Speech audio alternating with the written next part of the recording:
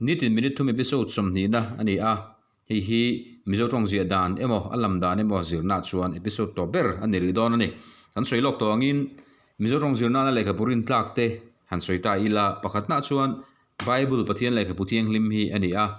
mizo tong zia dana te tin mizo tong man hrim te hi a tha a chuwang chuan rin tlak khop mai in zirna na mangdu tan chuan engemo han fulo deuh zia zom tur zia zom lo pal te mun chen khada zia zom lo te lo om le zau a spelling dik lo te lo om le zau ti lo a chuan lekha burin tlak le thatak a bu cha ngai to phei chuan mizo tong zir na na lekha burin tlak ber ta zingami ani ome ando ta chuan mizo tong zir lai bu te hi ni a hengte hi mizo tong zir tum thiam tum tan chuan no pang zir lai atang hian bulchana chu tianga be chuan tangkai em a hi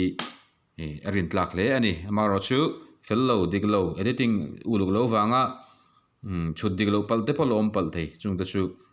siam thazel tura ngai ta ila ando da chuan SLPBT chu le ka bu te hi thatura ngai ani a anni le ka bu ti chu hi chu izon nana mang a le ka bu edit izon nan bera mang te ti chuan i wangin rin tlak le tura ngai ani ando le chuan Mizo language committee board se mizo tong zia dan bu hi mizo tong zia dan thiam tum le tuitan chuan nge nge chi ani a hi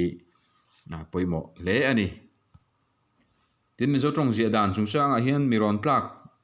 te tu tinge ni ang ni ke ma mi mal ngai dan ani a pakhatna chuan pusi chuan vora ani hi mizo tong a chuan kan million le authority nei kan ti ani hialome puchuan vora te malak na wanga mizo tong grammar in ma son le tin mizo tong zia dan hrim po ma son kan ni a mizo tong zia dan lekha bu ti te po hi ama hova korpum ani a chuwang chuan a hlu em maya zirtir tu pension ani poka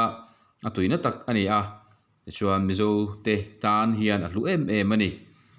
doda chuan pu roza ma chong thu hi ni ani po zirtir tu pension tho ani a ni pe pusuan vora te ang thovin mizo tong zia dan chung chang ate ma son zel na kong ate tholok tak ani a bu chuan vor te ne na huang khata da chi ni ome ndo ta chuan pu bilal mun liana ani po hi mizo tong tui tak mai tin mizo tong lo endik kha ai zon na kum som thum e movel lai ai zon na bera mang sinot pressure proofreader na thokani wangin ani po hi thiam tak tur ani a chuwang chuan rin tlak mizo tong zia dan chung changa chuan ron tlak rin tlak ani ome dot le chuan pu hrung ka hi sinot literature board and publication board a editor lam na kum tam tak sinota tho chung zong lo thok to ani a ani po hi editing lam akha ai zon na ber ani wangin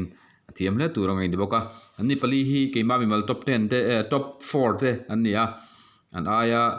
thiam hi anom chuang big pon ka khelova an tluk te chu nom tho omen mani tluk te chu nom tho ome tin professor te doctor te mizo tong lama chu tiang te ngai ka dalem lova achan chuan doctor na kha mizo tong zia dan ani lo wang ani a